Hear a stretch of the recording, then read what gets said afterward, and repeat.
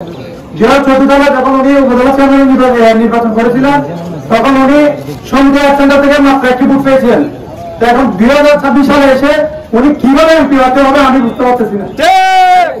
এবং এমপি হাতে হয়ে উনিদের সংসদে গিয়ে পরিচয় সাধারণ জনগণের জন্য কথা বলবে সে যোগ্যতা আমি ওনার মধ্যে দেখতেছি না। উনি যেখানে যেভাবে গিয়ে বক্তব্য দিচ্ছে একটা না একটা হাস্যরত তৈরি করে আসতেছে।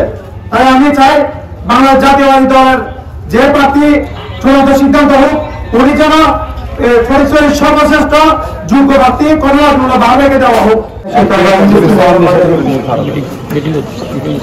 অত্যন্ত দুঃখের সাথে বলতে হয়েছে আমরা সরকারে একটা নাম বন্ধ করছি দলকে প্রশ্নিত করে, কারণ এমন একজন ব্যক্তিকে সম্ভব প্রার্থী ঘোষণা করেছে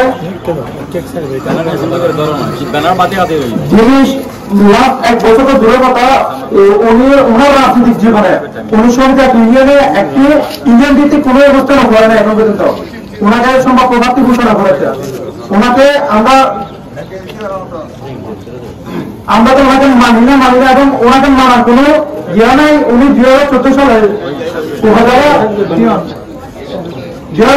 যখন উনি উপজেলা চেয়ারম্যান নির্বাচন করেছিলেন তখন উনি সন্ধ্যা সেন্টার থেকে মাত্র একটি ভোট পেয়েছিলেন। এখন 2026 সালে এসে উনি কিভাবে এমপি হতে হবে আমি বুঝতে পারতেছি না।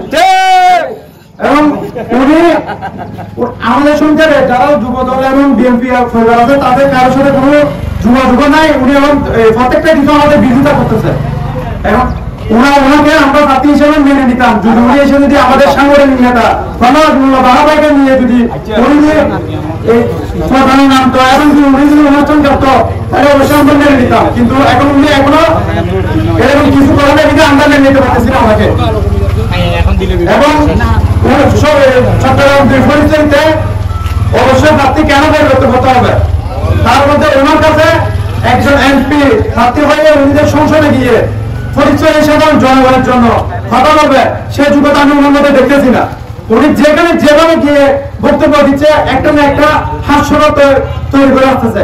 তাই আমি চাই বাংলাদেশ জাতীয়বাদী দলের যে প্রার্থী চূড়ান্ত সিদ্ধান্ত হোক উনি যেন পরিচয়ের সর্বশ্রেষ্ঠ যোগ্য প্রার্থী কর্মী ভাবে দেওয়া হোক। ধন্যবাদ।